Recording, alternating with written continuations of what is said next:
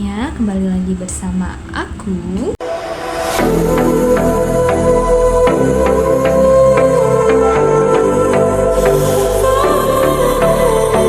Oke semuanya, hari ini kita akan membahas tentang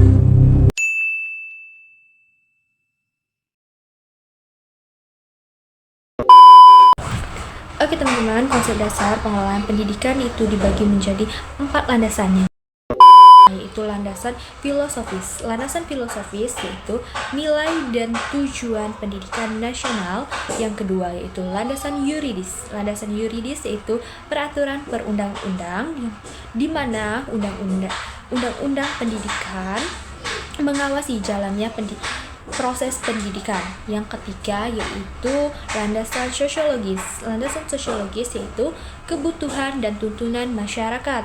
Yang keempat itu landasan psikologis. Landasan psikologis yaitu karakteristik tenaga pendidik dan peserta didik. Sebelum kita membahas lebih dalam lagi tentang konsep dasar pengelolaan dan pengelolaan pendidikan, kita harus mengetahui terlebih dahulu apa sih itu pengelolaan pendidikan. Pengelolaan pendidikan adalah proses mengatur, mengordinasikan, dan mengarahkan seluruh sumber daya pendidikan agar tujuan pendidikan tercapai secara efektif dan efisien. Apa sih itu efektif? Efektif adalah tepat sasaran, dan efisien itu adalah hemat sumber daya atau hemat tenaga. Namun, tujuan yang kita ingin capai itu tetap tercapai dengan tepat sasaran atau tepat waktu. Pengelolaan pendidikan itu memiliki 4 fungsi. Fungsi yang pertama yaitu adalah planning atau perencanaan, yaitu tujuan dan langkah-langkah yang akan kita lakukan. Yang kedua yaitu pengorganisasian atau yaitu mengatur pembagian tugas, wewenang, dan tanggung jawab. Dan yang ketiga yaitu adalah pelaksanaan atau pengarahan, yaitu mengarahkan semua pihak agar bekerja sesuai dengan rencana. Yang keempat itu adalah controlling atau pengawasan, yaitu menilai dan mengawasi apakah kegiatan itu bekerja sesuai dengan rencana, atau dengan kata lain yaitu adalah melakukan evaluasi.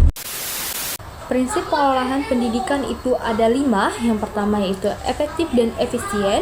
Yang kedua yaitu keterbukaan. Yang ketiga yaitu akuntabilitas. Akuntabilitas adalah tanggung jawab. Yang keempat bekerja sama. Dan yang kelima itu berorientasi pada mutu.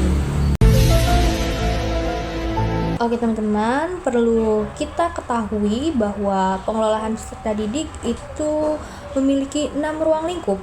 Yang pertama yaitu adalah pengelolaan kurikulum dan pembelajaran. Dan yang kedua yaitu adalah pengelolaan tenaga pendidikan dan kependidikan. Yang ketiga yaitu adalah pengelolaan peserta didik. Dan yang keempat adalah pengelolaan sarana dan prasarana. Yang kelima itu adalah pengelolaan keuangan pendidikan. Dan keenam adalah pengelolaan hubungan sekolah dengan masyarakat. Jadi itulah 6 ruang lingkup pengelolaan pendidikan yang perlu kita ketahui teman-teman sekalian. Oke teman-teman sekalian, pengelolaan pendidikan tentu memiliki tujuan. Nah, tujuan pengelolaan pendidikan itu antara lain ada 4, yaitu yang pertama adalah mengoptimalkan proses pendidikan, di mana kita ketahui saat ini proses pendidikan di Indonesia belum begitu optimal seperti di negara-negara yang maju seperti negara Eropa, Jepang, dan lainnya. Yang kedua adalah meningkatkan mutu pendidikan. Yang ketiga adalah mewujudkan tujuan pendidikan nasional.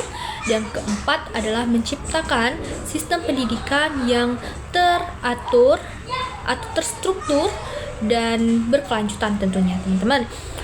Nah, setelah kita membahas lebih kurang tentang tujuan, prinsip, ruang lingkup, fungsi, pengelolaan pendidikan, dan konsep dasar pengelolaan, nah, dapat kita simpulkan apa sih pentingnya pengelolaan pendidikan itu?